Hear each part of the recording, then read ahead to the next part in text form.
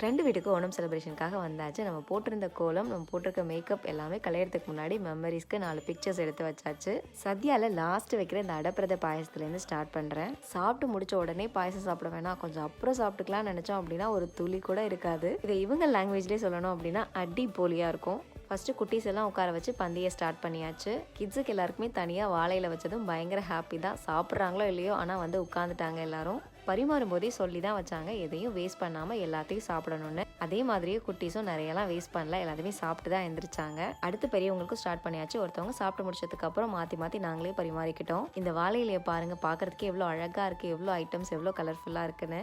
எவ்வளோ நேரம் பந்தியில் உட்காந்துருந்தாலும் பிரச்சனை இல்லைன்னு எல்லா ஐட்டம்ஸையும் ரசித்து நல்லா சாப்பிட்டாச்சு. ஃப்ரெண்டோட நேம் சுமி. எங்களுக்காக இன்னைக்கு ஓணம் சத்யாவுக்கு ரொம்ப மெனக்கெட்டு எல்லாத்தையுமே அவங்க கையால் பண்ணியிருக்காங்க. அதனால எங்கள் எல்லாரோட சார்பாகவும் அவங்களுக்கு ஒரு பிக் தேங்க்ஸ் சொல்லிக்கிறோம். அப்புறம் எல்லாருக்குமே ஹாப்பி ஓணம்.